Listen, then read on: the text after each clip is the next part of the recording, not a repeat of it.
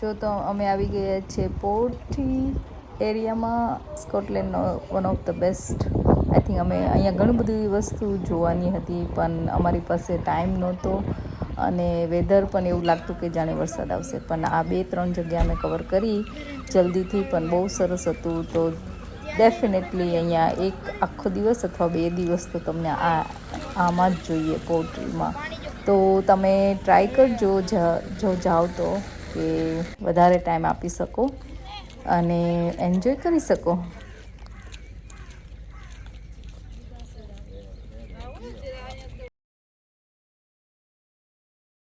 અહીંથી અમે નીકળી ગયા હતા ઓન ધ વે એક વોટરફોલ જોવા માટે. ઓન ધ વે આવતું હતું એટલે અમે એ પણ કવર કર્યું અને કરવાના હતા એકચ્યુઅલી. જો રેન ના આવે તો એ વેધર એવું લાગતું હતું એટલા માટે. તો ઓન ધ વે ઘણા બધા એવા નાના નાના વ્યૂ પોઈન્ટ્સ એ લોકોએ આપેલા છે જ્યાં તમે એકચ્યુઅલી કાર પાર્ક કરીને જોઈ પણ શકો અને ખરેખર બહુ સરસ જગ્યા હતી. એટલે ડેફિનેટલી તમે ટ્રાય કરજો જો જઈ શકો તો.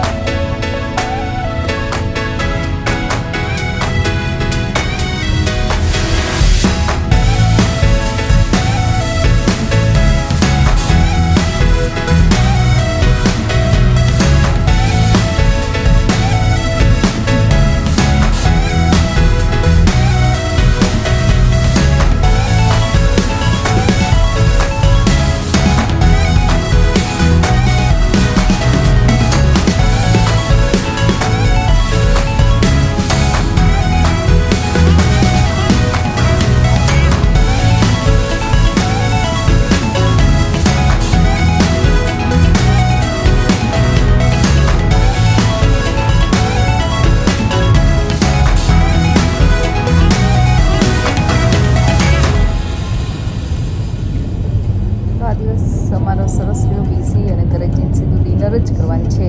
અરે તમારી કોઈ દી એટલી જીદ નથી કરી 3 વર્ષમાં એટલી જીદ કરી એને ડેડી એની મમ્મીને શોખ લાગ્યો હતો પહેલી વાર બચ્ચા પાર્ટી એ તો ખાઈ જ લીધું. એ ગાર્લિક બ્રેડ આવે છે હજી હો, થોડી વાર રાહ જોજો. તો આ રીતે અમારો છેલ્લો દિવસ પણ સરસ રીતે પૂરો થઈ ગયો. બહુ ટ્રાવેલિંગ કર્યું અને ઘણી બધી એકચ્યુઅલી જગ્યાઓ જોવાની રહી ગઈ. તો અમને એવું લાગ્યું કે સ્કોટલેન્ડ 3 દિવસ માટે ઇનફ નહોતું, વધારે દિવસ જરૂરી હતા. તો અમે પાછા કરીશું સ્કોટલેન્ડની ટ્રીપ, એવો પ્લાન થઈ ગયો છે ઓલરેડી. તો આવા ફન વિડીયો અને અમારી સાથે ટ્રાવેલ કરવા માટે પ્લીઝ લાઇક, સબસ્ક્રાઈબ અને share with your friends as well. અને તમને કોઈ ક્વેશ્ચન હોય, સ્કોટલેન્ડ ટ્રીપ કરવા જવી હોય અને મેસેજ કરવા હોય તો કરજો, તો અમે આન્સર કરીશું અમને જેટલી ખબર હશે એટલી. સો યા, સબસ્ક્રાઈબ ન કર્યું હોય તો કરી દેજો, ફ્રીમાં જ છે. ચલો મળીએ, બાય.